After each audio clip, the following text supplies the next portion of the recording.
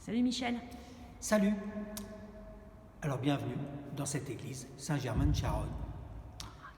Et là je vais te raconter une des plus vieilles légendes de ce village. Je vais te raconter l'histoire du Père Chaton. Ça se passe la nuit de Noël. Le Père Chaton est ébéniste et il revient du village de Pincourt où un chantier le retenait. Il avait neigé tout le jour. Et autour de lui, tout était blanc. Collines, talus, jusqu'à ses moustaches. Et il avançait là, accroché à son bâton de pèlerin. Il entendait juste le crissement de ses chaussures, de ses bottes, s'enfonçant dans la neige.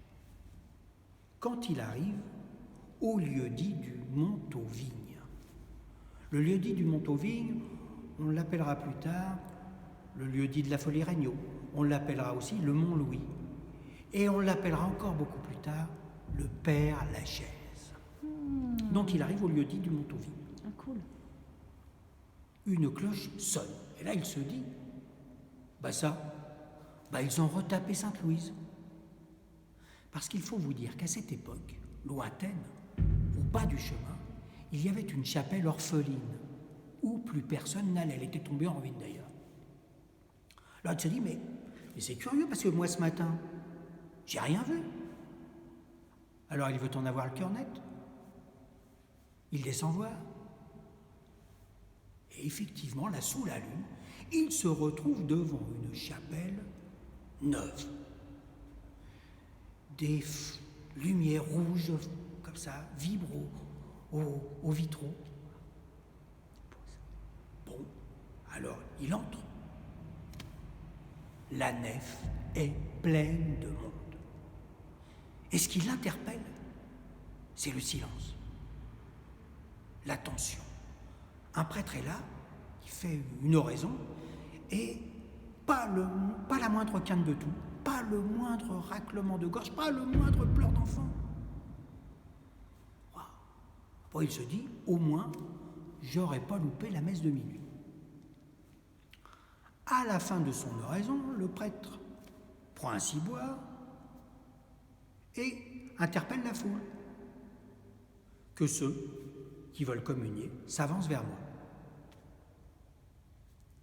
Personne ne bouge. Ça alors, se dit le Père Chaton. Le prêtre recommence. Que ceux qui veulent communier s'avancent vers moi. Même chose, pas le moindre mouvement de foule. Là, quand même, le Père Chaton commence à s'agacer. Il dit, mais quand même.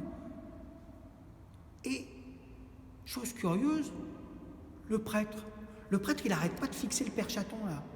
Alors, le Père Chaton, il dit, quand même, pourquoi il me regarde comme ça? Moi, je ne le connais pas. Et le prêtre recommence. Bon, alors, que ceux qui veulent communier s'avancent vers moi. Alors là, le Père Chaton, il n'y tient plus, donc il y va. Il dit, moi, mon père, je veux bien communier. Il s'agenouille. Le curé se saisit d'un hostie et lui glisse entre les lèvres. À peine son geste terminé qu'il dit au Père Chaton. Qu'est-ce qu'il dit? Oui, c'est comme les feuilletons. Oh ben non. Si. Oh ben donc non. si vous voulez connaître la suite, il faut venir à ma balade, quand Charonne n'était qu'un village. Et là, je te promets, je te dirai tout. Tu me diras tout? Tout. Bon alors d'accord, je viens.